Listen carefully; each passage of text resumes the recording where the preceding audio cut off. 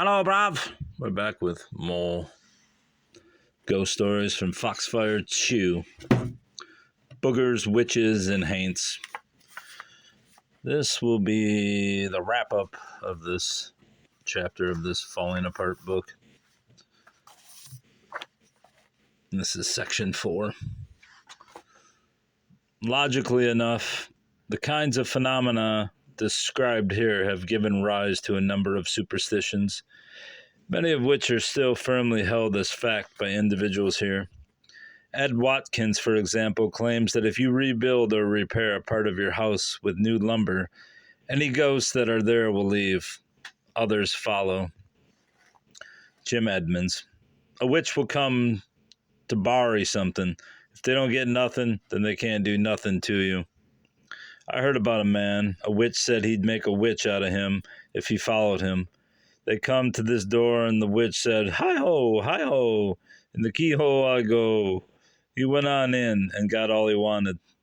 The other feller said the same thing, and in he went and got all he wanted, ate all he wanted. The old witch came out and said, "Hi-ho, hi-ho, out the keyhole I go," and went on out. The old man came and thought he'd do what the other did and said, "Hi-ho, hi-ho, up to the hole I go," and fell to the floor. You just had to pay no attention to witches. They can put a spell on you, but they can't turn you into a witch if you pay them no mind. Ethelcorn. I was living in Charlotte. We lived off in the backwoods. There one night about 11 o'clock we looked up and thought the house was on fire. I got up and looked out, and back in the east it looked like the sun a-drawing water, but it looked like streams of blood a-coming down. And it went straight towards the north, and it lit up till you could have picked up a pin in the house. I guess it was 10 or 15 minutes going on, and it looked like that was blood coming plumb down the ground. They was a lot of people seed it, but nobody knowed what it was. It lit up the whole house, and it liked to scare the young uns all to death. I wasn't scared because I believed it was representing a fulfilling. Look at that lady. I'm brilliant with a gun. Places in the Bible, and I got the Bible and got to reading in Revelations where it speaks of all these things and wonders that we'll see. It was something that God had sent. It hadn't intended for us to know just what it was all about. And before Uncle Jake Collins died, he seed a light, and it looked like a torch. It was just 2 or 3 days before he died, or nights rather. There was a trail come from the house down through our swamp, and he watched Hit, and Hit come on down right at the end of the swamp and went up by his bee gums and come down nearby to the kitchen door and hit without, and Hit went out.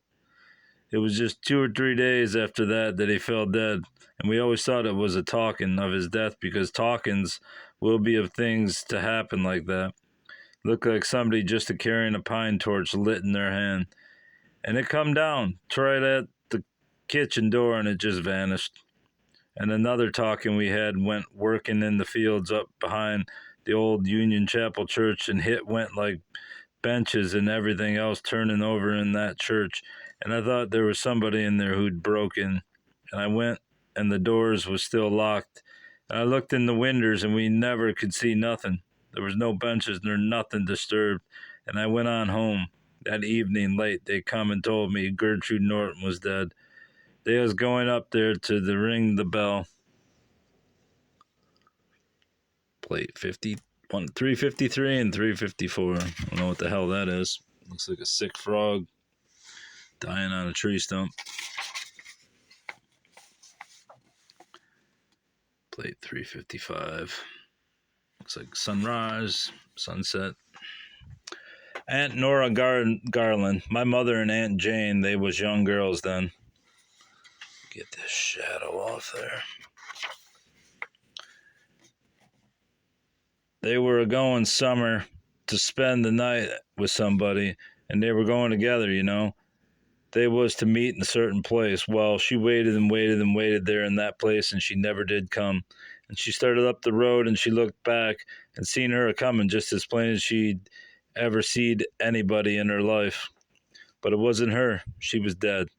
That was the reason she wasn't coming. She was dead. She said she'd seen her plainer than anybody in this world and stopped and waited and thought that she was coming on, but she never did come, some kind of a vision. And then they say to never look back, you know. They say to never look back, because if you do, you'll be the next to die. Myrtle lamb. I always possum hunted.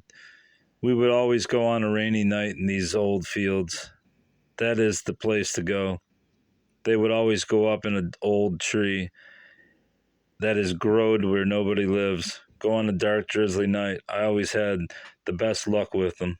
I was coming back and my shoes was hurting my feet. I sat down to pull my shoes off. I just felt like somebody was right behind me. I looked back, and he was just a little ways from me. He said he wanted to pray for me.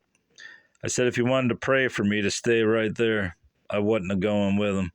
Then a night or two after that, he claimed he'd been to Franklin.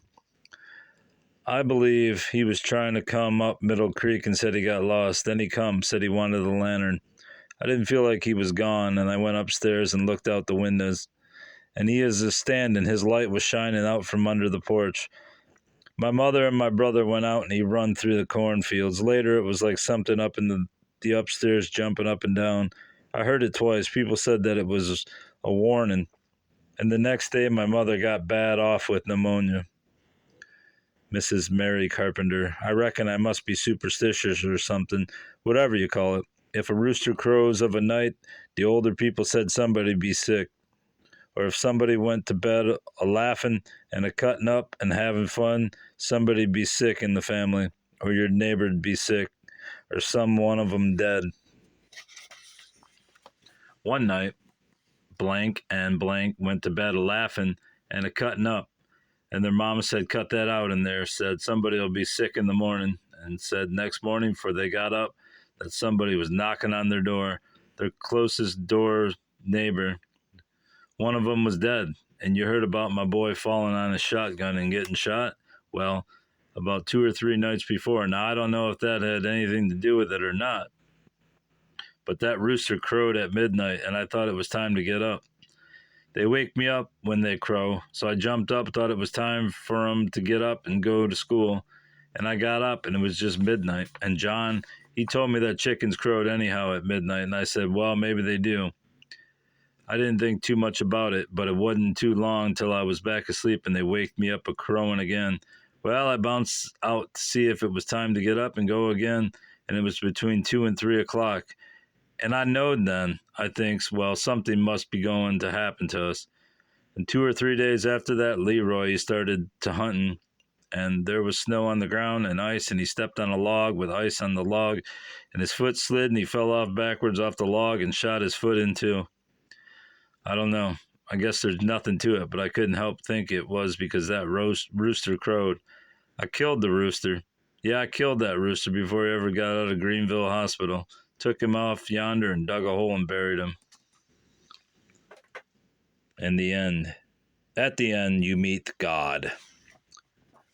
And that's the end of that chapter. And until next time, goodbye. Goodbye.